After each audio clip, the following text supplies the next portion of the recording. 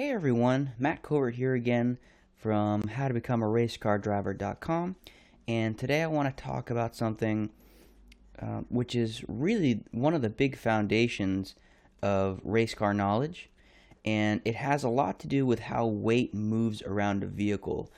And I would say I'm going to go out on a limb here and say probably weight transfer is the most fundamental thing to understand in the race car world. But before you understand how weight moves around a vehicle in motion, you need to understand how weight is distributed amongst a static car, or in other words, a car that is not moving. So let's take a look at a couple different examples here.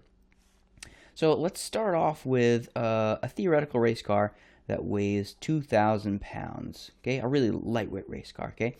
And let's just say, let's look at the car from a kind of a side view. Okay, those are the two wheels, and we'll just use that line as an approximation of the body. Okay, so obviously a 2,000-pound race car, and this is assuming that the car is perfectly balanced, and we can notate that by saying the car has a 50-50 weight distribution. Okay, so 50% of all the weight from a side view would be here, which means there's 1,000 pounds over one axle, and of course 1,000 pounds on the other axle, completely equal. Okay, so let's take a look real quick. Oops, going the wrong way here. Let's just take a quick look from overhead view just for a complete picture. And I know this might seem kind of basic, but like I said before, this concept is one of the ones that everything else is built on. If you don't get this, then you're going to have a pretty hard time in the future grasping other concepts, and that's just no good. Alright, so again, we have 2,000-pound car. So if everything is distributed properly, and this is an overhead view, got a little chassis line there with four wheels, okay? Let's say that 2,000-pound car has 4 points of contact to the road, and that means that each tire is supporting 500 pounds, okay? So we've got, let's see if I can go back here just real quick. Yeah, so we've got 1,000 pounds over each axle, and of course that means that each wheel is holding 500 pounds. Okay, this is the static weight distribution of a perfectly balanced car. The problem with this is that most cars are not perfectly balanced at all. Most manufacturers, when they design cars, they don't really care about this because a lot of cars are road going. You know, the guys who are designing the minivans don't care about this. But this is an excellent situation to be in the race car driving world. And that's why cars like the Mazda Miata have been so successful because they have an awesome weight distribution. The Miata is one of them. I think most BMW 3 Series are close to 50-50, if not. And I think that along with that, the BRZ and the FRS, those are I think they're like 48-52. So those are all really close to being really, really great cars as starting points. Okay, now, as far as weight distribution goes, I just want to touch on the fact that having a 50-50 weight distribution doesn't necessarily mean it's going to be a good car. It's a great starting point. Okay? But the problem with 50-50 weight distribution is all about how the weight is not only distributed, but where the weight of that car actually is. So, and let me try and explain here.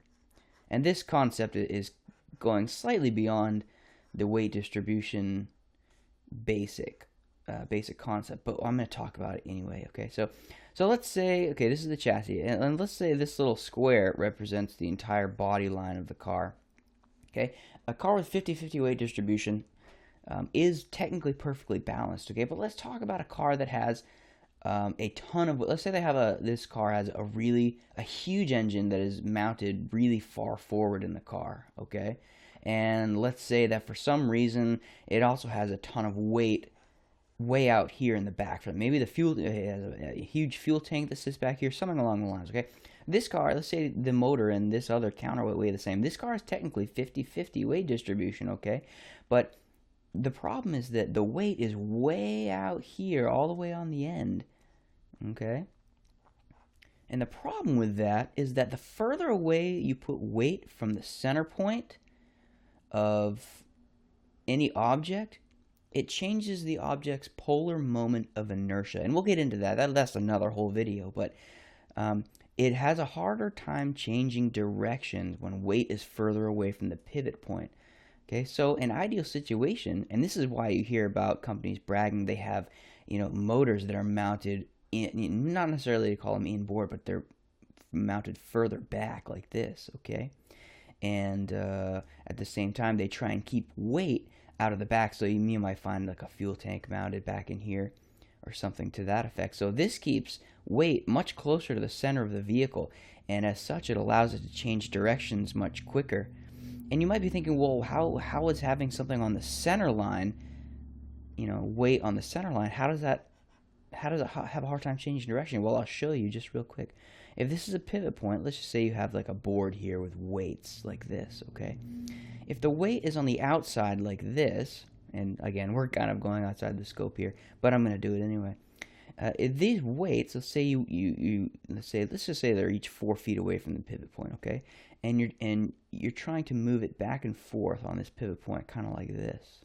It's going to take a pretty significant amount of effort to try and get the weight to change direction, okay? The way to solve this problem is to move these weights, whoops, lost my fulcrum there, move the weights further in toward the middle, okay? And now it becomes really easy to change the direction of these weights as they're pivoting kind of back and forth on this fulcrum here, okay? This is called the polar moment of inertia. It's the object's ability to change directions quickly. Now, let me just explain how this applies to a vehicle, okay? And this is really important, okay? So let's look at the side profile of a vehicle again, okay? Now this translates directly to a vehicle's ability to change direction on a pitch axis, okay? Let me change that again, okay? Vehicles change pitch all the time. Under acceleration, okay, if the vehicle's going this way, there's going to be more weight over this end of the vehicle because the vehicle is, or weight is being transferred to the rear under acceleration. Okay, the pitch is being changed. At the same time, we see the same thing under braking. You all know that experience when the vehicle is going in this direction and the front squats down, okay? So weight transfer, this is weight transfer here, when weight is moving around a vehicle in motion, has a lot to do with how the weight is initially placed on the vehicle, like you see here, okay, in this situation. So I know I've definitely gone beyond the scope of weight distribution, but it's all very important, and everything in race car driving ties together. So this is a really important concept to start with. I know it's really obvious, weight distribution, goes through the wheels, 50-50, all that stuff.